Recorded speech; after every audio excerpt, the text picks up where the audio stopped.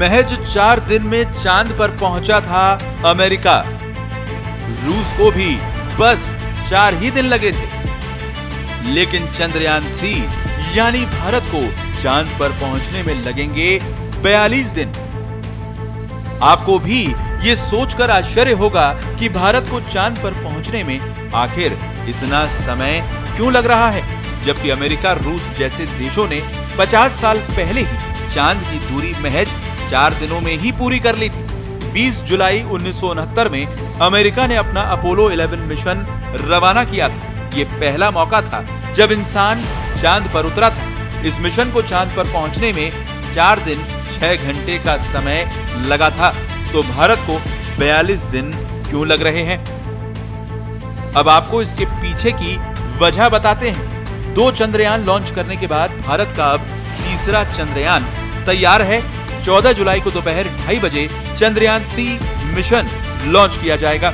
अगर चांद पर सॉफ्ट लैंडिंग में सफलता मिली तो अमेरिका, रूस और चीन के बाद भारत ऐसा करने वाला चौथा देश बन जाएगा। चंद्रयान 3 अपने लॉन्च के लगभग 1 महीने बाद चंद्र कक्षा में पहुंचेगा। इसके लैंडर विक्रम और रोवर के 23 अगस्त को चंद्रमा पर उतरने की संभावना है। यानी चंद्रयान 3 को चांद पर पहुंचने में 1 महीने से भी ज्यादा का समय लगेगा। लेकिन क्यों? इसका जवाब रॉकेट की डिजाइनिंग, इस पर खर्च होने वाले ईंधन और चंद्रयान की स्पीड में छिपा है।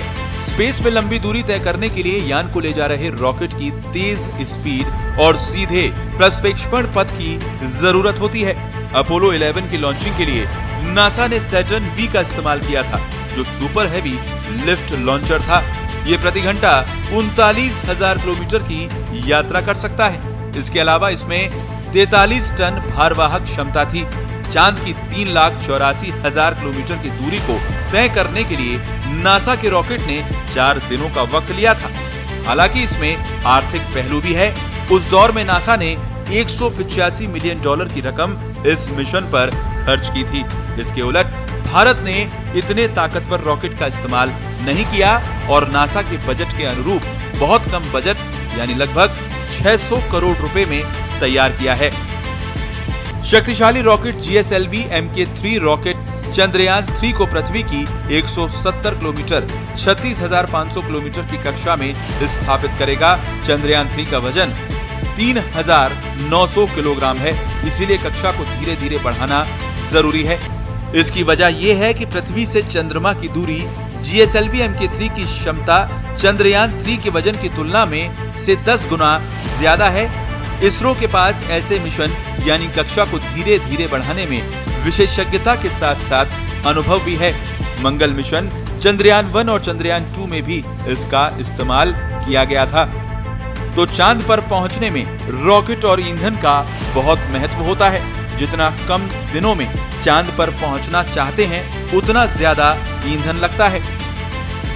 भारत ने पिछले 2 चंद्रयान मिशन के बाद अब चंद्रयान 3 में कई तरह के बदलाव भी किए हैं। चंद्रयान 3 में ऑर्बिटर मौजूद नहीं है, क्योंकि चंद्रयान 2 का ऑर्बिटर अभी भी चंद्रमा की ऑर्बिट में ठीक से काम कर रहा है।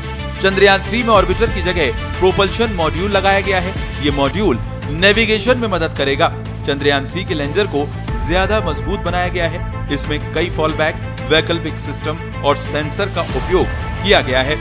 चंद्रयान 2 लैंडर की विफलता का कारण बनने वाली सॉफ्टवेयर समस्या को ठीक कर लिया गया है। लैंडर में अब 5 मोटरों की जगह 4 मोटर हैं। चंद्रयान 3 की जांच के लिए सैकड़ों परीक्षण भी किए गए हैं।